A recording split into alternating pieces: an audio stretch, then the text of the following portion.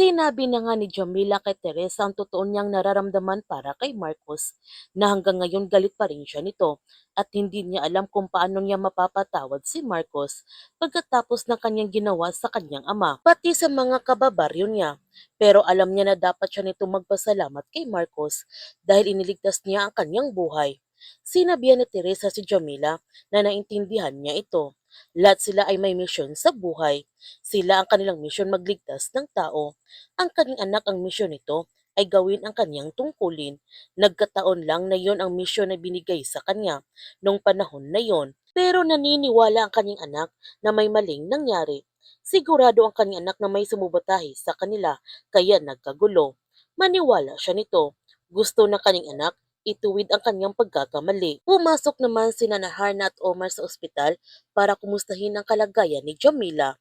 Hanggang tingin na lamang si Jalil sa kanyang pamilya dahil hindi pwedeng malaman ni Omar na napapanggap siya nito bilang pulis at para na din sa kanilang kaligtasan. Ibinandira naman nila Marcos sa media ang kanilang pagkahuli sa magkapatid na Rosales at binabati pa ni Azuelo ang tagumpay ng Task Force Alpha sa harapan mismo ng mga media. Nagulat naman sina Jovi at Axel na kasama pala si Felix sa Task Force Alpha. Nagsalita naman si Marcos sa harapan ng mga media at sinabi niya na ang kanilang priority ay ang safety ng mga sibilyan.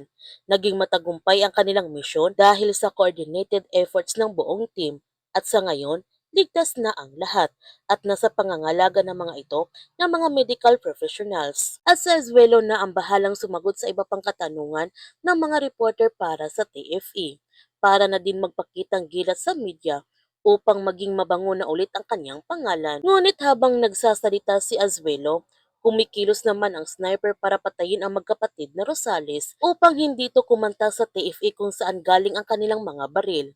Nagkagulo na nga ang lahat ng pinatay sina Jovi at Axel sa harapan mismo ng mga media at mga sibilyan. Nakita naman kaagad nila Lara at Marcos ang kinaroonan ng sniper, kaya agad na nga nila ito pinuntahan. Habang tumatakas ang sniper, hindi niya namamalayan na may nahulog na palang bala sa daan. Sa pagdating nila Marcos sa rooftop, sinabihan niya ang kanyang team na isearch nila ang area, maghanap sila ng mga ebidensya. Samantala, nakaharap naman ni Lara ang sniper at nagkaroon sila nito ng labanan sa isa't isa.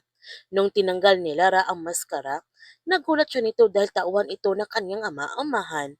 Nakita naman ni Montes ang balang naiwan ng sniper at agad niya itong tinago nung dumating si Sabdani. Napagtanto ni Marcos na sinadyang patayin sina Axel at Jovi para walang makapagturo sa mga sindikato. Kaya sinabihan ni Marcos ang kanyang team na protektahan nila ang natitirang suspect sa loob ng ospital dahil nasa panganib ang kanyang buhay. At napangiti lamang si Felix nung narinig niya ang utos ni Marcos at papunta na din siya sa kinaroonan ni Tommy.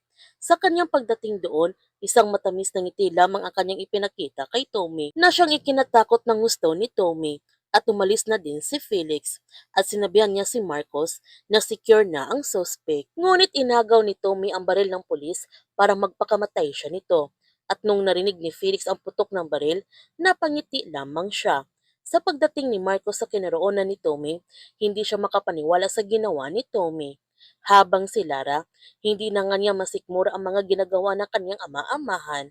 Si Felix pa lang nag-utos kay Tommy na patay nito ang kanyang sarili at kung hindi niya ito gagawin, ang kanyang ina ang kanyang papatayin. Stress na nga si Azuelo sa pagamatay ng magkapatid dahil ito na sana magtuturo sa kanila kung saan nanggaling yung mga high-powered firearms na ginamit nito. Tapos ngayon nagpakamatay pang nag-iisa nilang suspect.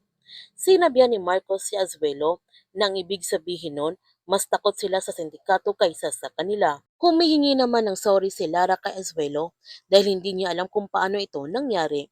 Sinabihan din ni Julius si Azuelo na mautak yung magkapatid at walang may kasalanan.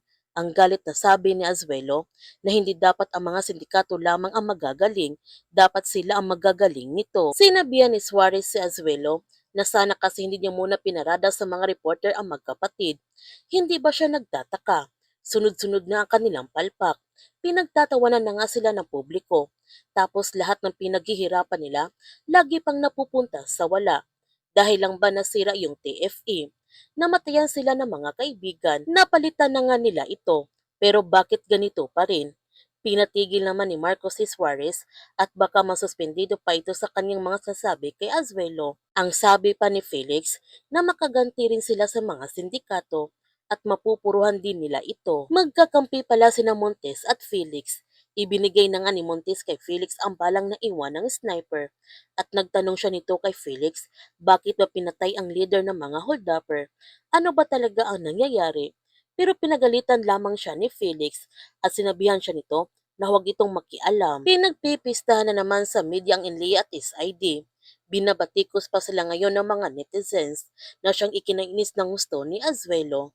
Napapaisip naman si Ahmad na itong bank robbery na nauwi sa hostage taking, hindi ito nagkataon lang dahil hindi basta patahimikin ang magkakapatid kung ordinaryong krimen lang ito. May nagpapakilo sa mga sindikato, sadyang gumagawa ng gulo. Kaya huwag natin palalapasin ang kapanapanabik ng mga tagpo sa The Blood versus Duty.